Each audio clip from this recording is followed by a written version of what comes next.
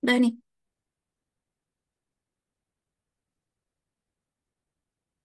Udah mulai dari play record. Bismillahirrahmanirrahim.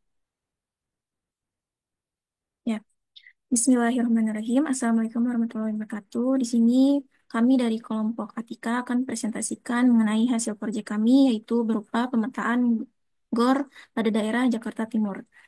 Nah, di sini untuk bagian saya, yaitu dalam tempat penitikan pada tiap gedung, yaitu pertama-tama kami menggunakan open map berupa quick map service menggunakan OSM standar. Nah, lalu di sini saya menambahkan layer poligon untuk menampilkan peta kota pada Jakarta Timur.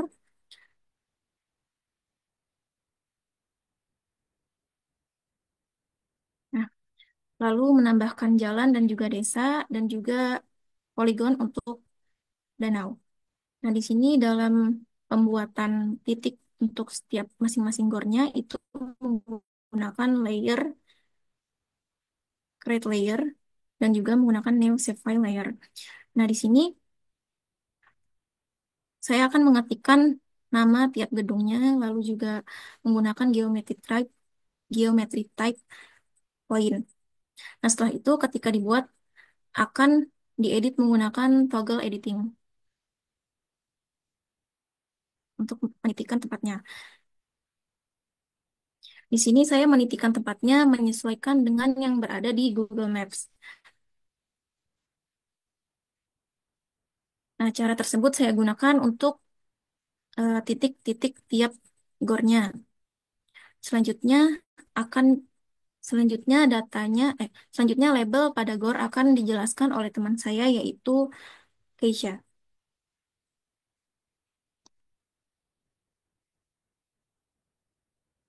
Lalu selanjutnya saya akan menjelaskan mengenai label data pada setiap titik gedung kesenian. Yang pada gambar berikut menunjukkan properti layer contoh dari GOR Mandiri di bagian fields beserta tabel atribut yang terkait. Ini memperlihatkan susunan data yang berkaitan dengan setiap titik atau entitas dari GOR Mandiri. Pertama ada ID, ini merupakan kolom yang memberikan pengidentifikasi unik untuk setiap fitur atau titik. Dalam contoh ini terdapat 3 baris untuk ID yaitu 0, 1, dan 2. Lalu selanjutnya ada nama. Kolom ini kemungkinan besar menyimpan nama dari pusat seni atau GOR tersebut. Lalu selanjutnya ada telepon. Bagian ini menyimpan nomor telepon dari kontak GOR tersebut. Lalu selanjutnya ada deskripsi. Kolom ini menyajikan penjelasan rinci tentang bangunan dari GOR tersebut. Lalu selanjutnya ada alias. Ini merupakan nama pengganti atau tampilan yang lebih mudah dimengerti untuk kolom nama. Dalam situasi ini, alias setara dengan nama. Lalu selanjutnya ada tipe. Ini mengindikasikan jenis data yang tersimpan pada kolom itu. Lalu selanjutnya ada QString. Ini merupakan jenis data string atau teks. Ini menunjukkan bahwa kolom-kolom ini akan menyimpan nilai-nilai dalam bentuk teks. Lalu selanjutnya ada string. Ini juga merujuk pada jenis data string. Lalu selanjutnya yang terakhir ada panjang. Ini menggambarkan jumlah maksimum karakter yang bisa ditampung dalam kolom itu. Contohnya, nama 150 karakter, telepon 150 karakter, dan deskripsi 254 karakter. Lanjut.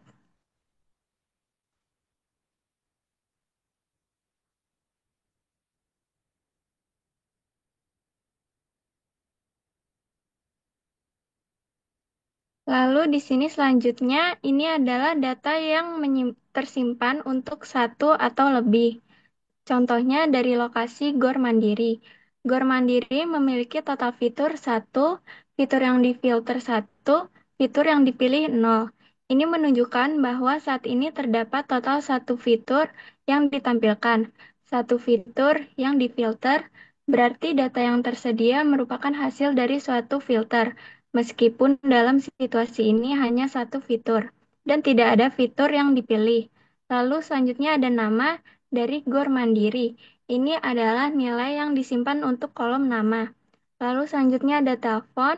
Ini merupakan data nilai yang disimpan untuk kolom telepon dari informasi gedung tersebut. Lalu ada deskripsi.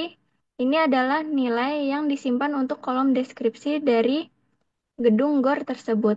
Lalu selanjutnya akan dijelaskan oleh teman saya, Cinta. Oh, baik, selanjutnya saya jelaskan publikasi peta dengan plugin QGIS to Web. Nah, kita ke web. Nah, terus itu pada layar and group itu kita centang layar yang ingin ditampilkan. Itu contohnya seperti ada guru mandiri, galang-galang remaja dan sebagainya. Terus kita aktifkan visible dan cluster. Kemudian itu kita lanjut ke tab ke appearance. Nah, di appearance ini kita aktifkan highlight on over, terus geolocate user. Nah, terus kemudian kita lanjut ke ekspor. Nah, di ekspor ini itu kita ekspor to folder. Nah, folder yang kita tampilkan, terus kita centang Minifiti JSON file, kemudian kita klik OSER, di mana dia akan memunculkan hasil berupa folder yang berisi HTML, JS, dan CSS. Eh, ke- Selanjutnya akan dijelaskan oleh teman saya, yaitu Daifa. Oke, setelah proses pembuatan dan styling peta selesai, saya akan jelaskan tentang deploy peta ke Vercel.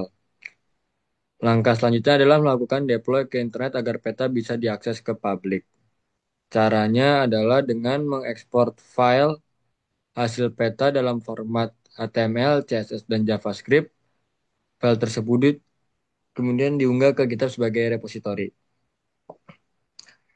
Setelah itu kita masuk ke situs vercel.com untuk menghubungkan akun GitHub di Vercel. Kita pilih repositori yang berisi file peta tadi, lalu klik import dan lanjutkan proses deploy. Setelah proses deploy berhasil, Vercel akan membuatkan domain otomatis untuk project kita. Dan hasil akhirnya dapat diakses oleh publik dalam bentuk peta interaktif yang dapat digunakan sesuai kebutuhan. Ini merupakan contoh visual dari peta yang berhasil ditampilkan. Oke, sekian presentasi dari kelompok kami. Mohon maaf bila ada salah kata. Wassalamualaikum warahmatullahi wabarakatuh.